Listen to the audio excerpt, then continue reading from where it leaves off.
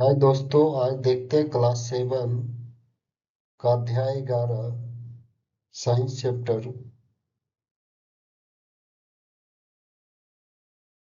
प्रकाश का कुछ महत्वपूर्ण क्वेश्चन। प्रकाश हमेशा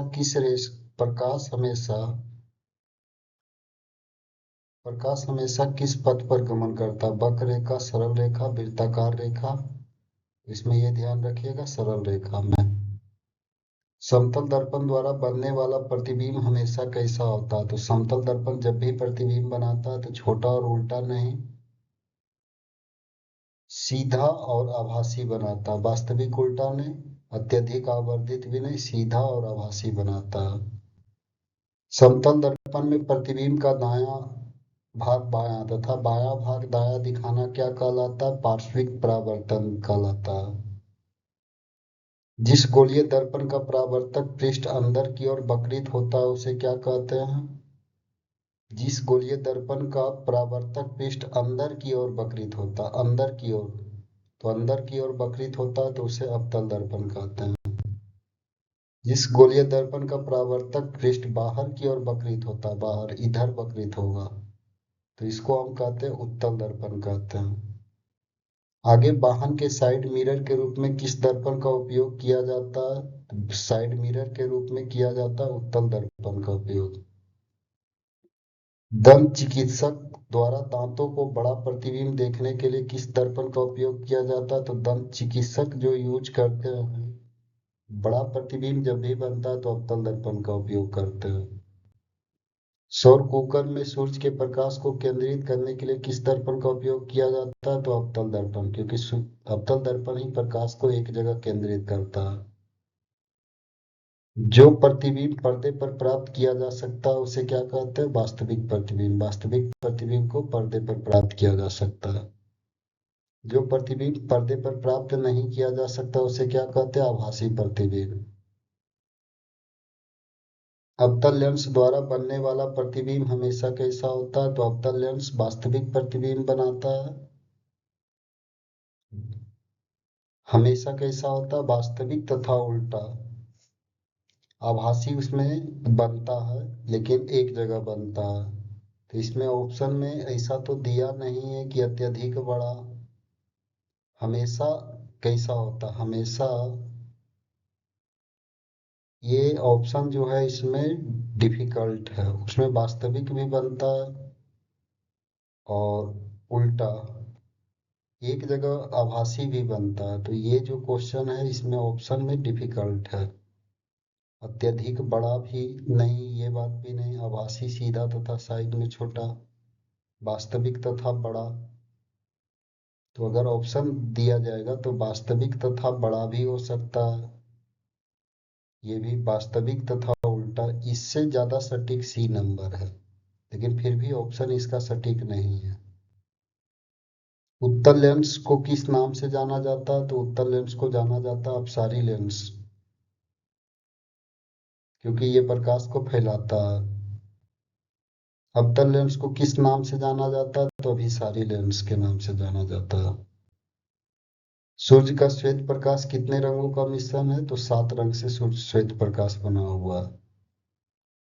श्वेत प्रकाश के 7 रंगों में विभाजित होने की परिघटना क्या कहलाता है? वर्ण विक्षेपण कहलाता है। तो बी सही हो जाएगा।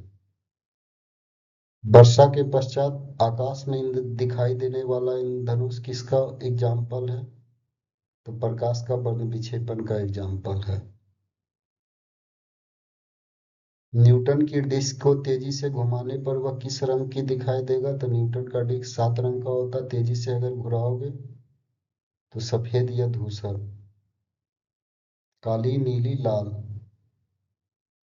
तो इसमें सफेद ही सही है। उत्तल लेंस द्वारा किस प्रकार का प्रतिबिंब बन सकता है? तो उत्तल लेंस केवल बनाता, आभासी प्रतिबिंब बनाता। मैग्नीफाइंग ग्लास जो होता है, जो स्टोमोट बॉक्स में तुम देखा होगा, उसमें जब भी रहता है किस प्रकार का लेंस रहता है? तो उत्तल लेंस रहता है। वाहनों की हेडलाइट में प्रकाश की शक्तिशाली समानांतर किरणें पाने के लिए किस दर्पण का उपयोग किया जाता है? जो आगे का हेडलाइट होता है उसमें अवतल दर्पण का उपयोग किया जाता है। समतल दर्पण से वस्तु की दूरी तथा दर्पण से प्रतिबिंब की दूरी में क्या संबंध है? दोनों बराबर होता है। जितना दूरी पर वस्तु प्रतिबिंब दर्पण के उतना पीछे दूरी पर बनता है। मतलब दोनों दूरियां बराबर होती है। इंद्रधनुष में दिखने वाले सातों रंगों को याद रखने का लोकप्रिय संक्षिप्त रूप क्या है? बैगनी, आंख, पीला, नीला। तो संक्षिप्त रूप तो यही है। जब प्रकाश किसी चमकदार सतह पर पड़ता है तो उसकी दिशा बदलने की प्रक्रिया क्या कहलाती है? दिशा बदल रहा है, इसका मतलब वो प्रकाश का अपवर्तन है।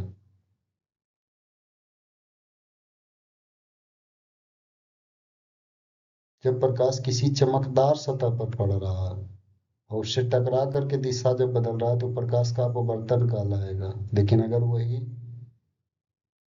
पारदर्शी पर पड़ेगा और उसकी बदलेगा तो वो अपवर्तन, तो इसमें प्रकाश का परावर्तन सही है। गोलीय दर्पण किसका भाग होता है? तो एक खोखले गोले का भाग होता है। निम्नलिखित में से कौन सा लेंस बीच में मोटा और किनारों में पतला होता है? बीच में मोटा और किनारों में पतला, इस तरह का लेंस। तो इसमें तो बीच में पतला है और किनारों में मोटा है। तो ये जो लेंस तुमको नजर में आ रहा है ये अवतल लेंस है। बीच में मोटा कह रहा, तो देखो इस तरह का बीच में मोटा किनारों में पतला, तो ये जो तुम्हारा उत्तल लेंस है। निम्नलिखित में से कौन सा लेंस किनारों की तुलना में बीच में पतला होता है?